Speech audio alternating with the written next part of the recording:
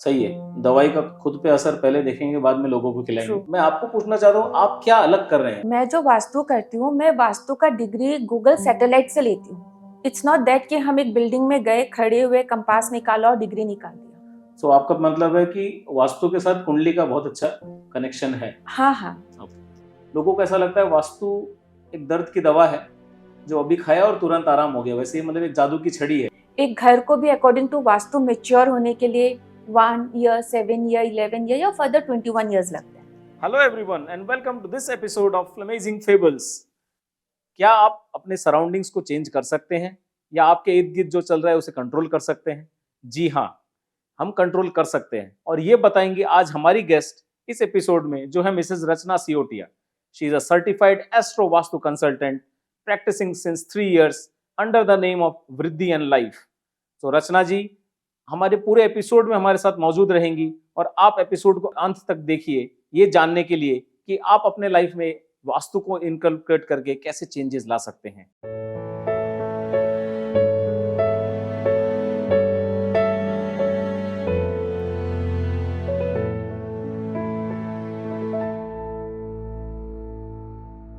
So Rachna ji, welcome to flamazing fables. So firstly, क्योंकि आप astro vastu and vastu consultant हैं, तो सबसे पहला सवाल यही आता है कि what is the inspiration behind choosing this as a profession और moving into astro vastu? What is your inspiration? It's basically my spiritual practice, which led me to desire for my inner peace, जिसकी वजह से मैं आगे चलकर और ancient science को, vastu and astro vastu को और एक्सप्लोर करी। फिर जब एक्सप्लोर किया तो और खुद पे इम्प्लीमेंट किया तो पता चला कि हर छोटी चीज़ से कितना चेंजेस हम अपने लाइफ में ला सकते हैं। मेरे फ्रेंड्स लोग को भी मेरे में पॉजिटिव चेंजेस नज़र आने लगा। फिर मैंने सोचा कि जब मैं छोटी चीज़ से मेरे ऊपर इतना चेंजेस आ सकता है, तो क्यों ना मैं दूसरों को हेल्प करूं। जहाँ मेरे को मेरे सवालों का जवाब मिला, आई वांटेड कि मेरे फ्रेंड्स को भी उसका सवालों का जवाब मिले कि मेरे साथ ऐसा क्यों होता है। सही है। दवाई का खुद पे असर पहले देखेंगे, बाद में लोगों को खिलाएंगे। True. So that is the correct thing. अब मैं अगर आपको बताऊं, इस कलयुग के दौर में हम देख रहे हैं कि वास्तु के तरफ लोगों का इंक्लिनेशन बढ़ते जा रहा है। तो हर कोई वास्तु कर रहा है। इनफैक्ट मेरे को ऐसा लग रहा है, अब इंटीरियर डिजाइनर है तो वो भी वास्तु सीख रहा है, सिविल इंजीनियर है तो वो भी वास्तु सीख रहा है। Everybody is doing something.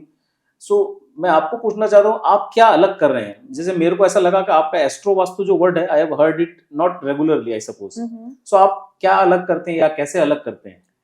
Actually मैं जो वास्तु करती हूँ, मैं वास्तु का डिग्री गूगल सैटेलाइट से लेती हूँ। Then I need the plan layout. Layout के ऊपर हम सैटेलाइट से डिग्री लेकर ही काम करते हैं। इट्स नॉट दैट कि हम एक बिल्डिंग में गए, खड़े हुए, कंपास निकाला और डिग्री निकाल दिया। ये सब कुछ होता है गूगल अर्थ के थ्रू, जिसकी वजह से गलती होने का चांसेस होता ही नहीं है।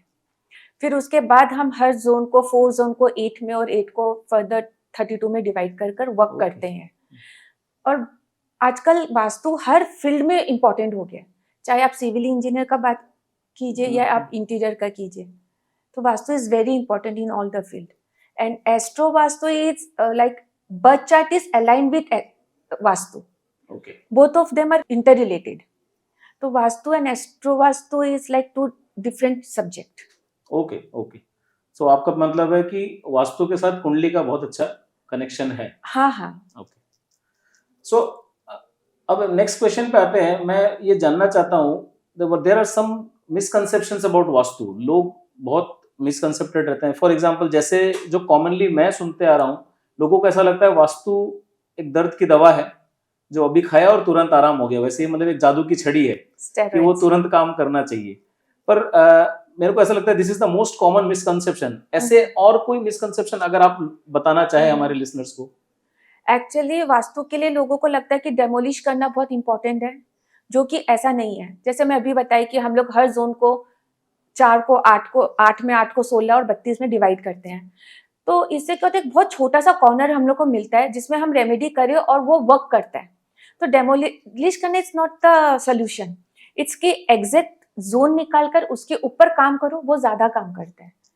सेकेंडली, जो लोगों को लगता है कि आज दवाई लिया कल हो जाए, तो ऐसा तो कुछ होता नहीं है।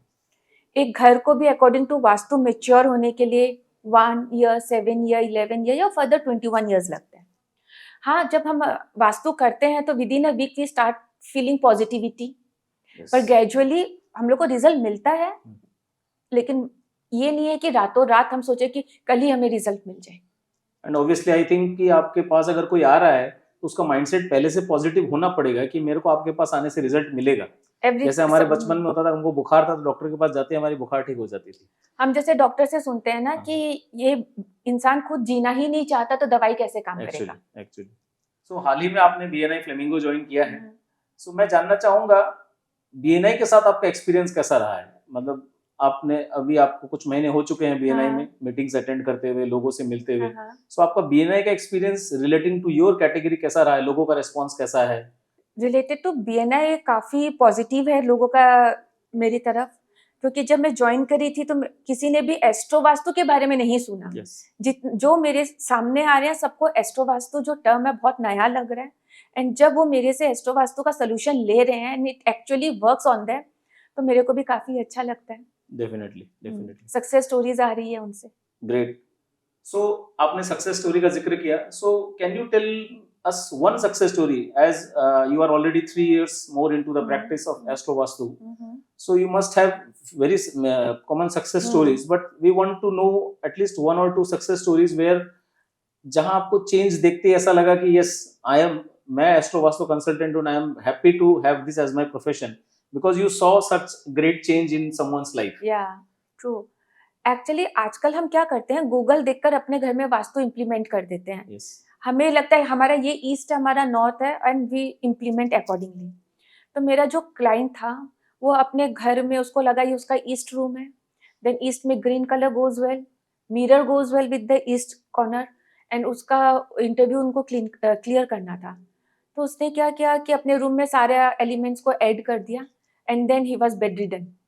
व्हेन ही कंसल्टेड मी तो इट वाज लाइक ठीक है, आपका ग्रीन कलर था, सब कुछ था, it was perfect according to Google.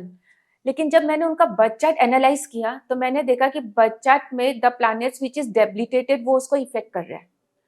तो immediately I just asked the person to change the room, he changed, और उसके बाद वो तीसरे दिन खड़े होकर अपना इंटरव्यू जाकर देकर आ गया।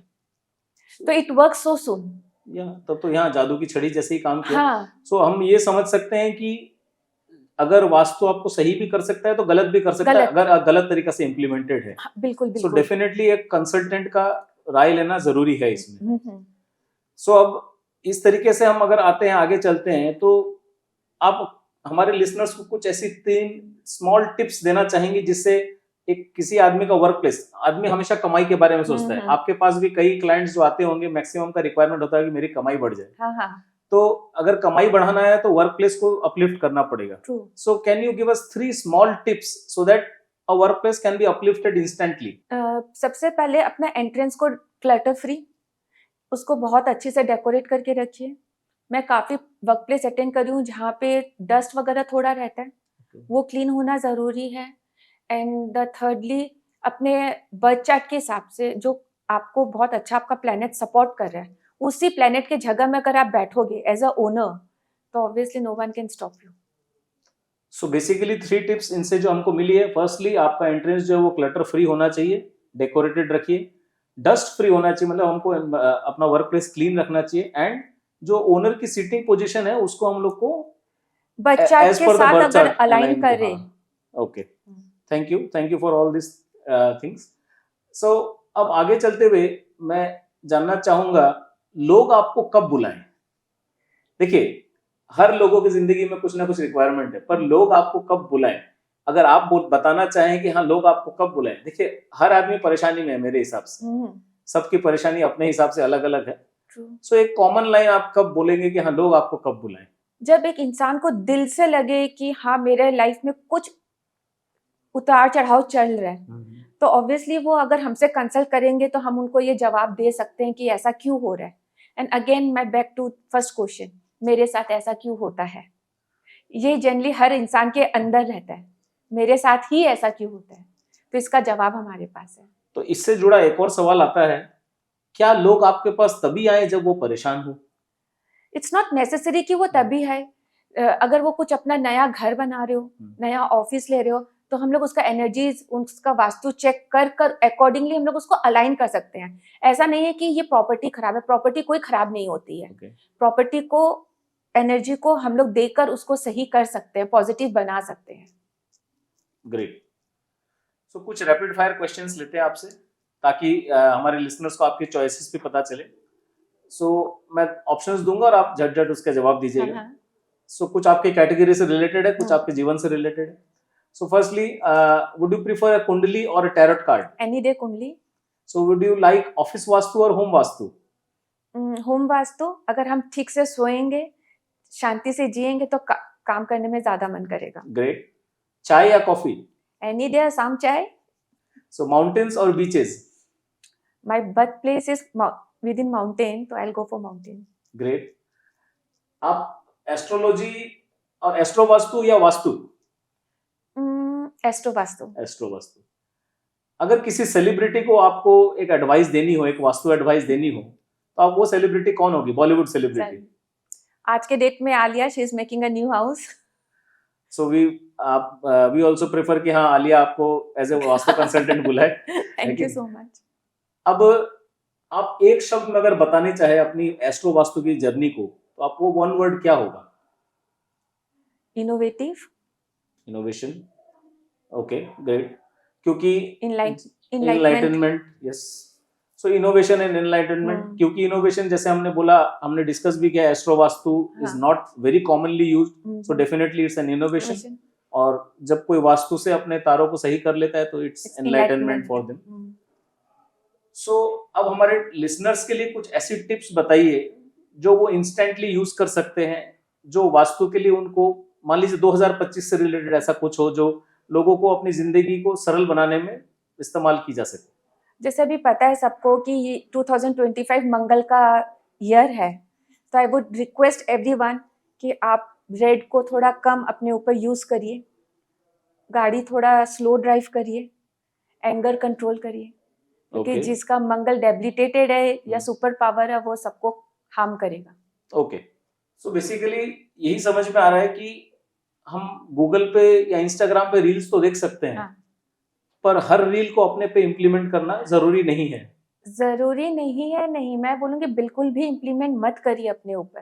पहली बात है कि आपको अपने घर का जोन नहीं पता, जिस जोन को जो लोग समझते हैं वो वैसा होता नहीं है। जब सैटेलाइट से निकालते हैं जोन चेंज हो जाता है, मे बी नॉट ज्यादा 30 डिग्री इधर उधर होते ही काफी फर्क आ जाता है। तो मैं बोलूंगी कि आप लोग गूगल को देखकर बिल्कुल फॉलो ना करें। सिंपल टिप्स से अपनी लाइफ को एकदम स्मूथ रखे, सिंपल रखे, डाउन टू अर्थ रखे, तो लाइफ अपने आप ही बहुत इजी हो जाएगा। So thank you Rachana ji for all the beautiful tips and everything. Thank you for discussing your journey in astro vastu, and I hope हम भी जल्दी कंसल्ट करेंगे आपसे, and we all lead to a very happier and healthier life. Thank you so much. Thank you, Rachana. And thank you, everyone. That was all from this episode of the Flamazing Fables with Rachana Siotia. Thank you for watching till the end. And do not forget to subscribe our channel. And do share it with your family, with your friends, and whoever you think needs the Astro Vastu consultancy. Thank you.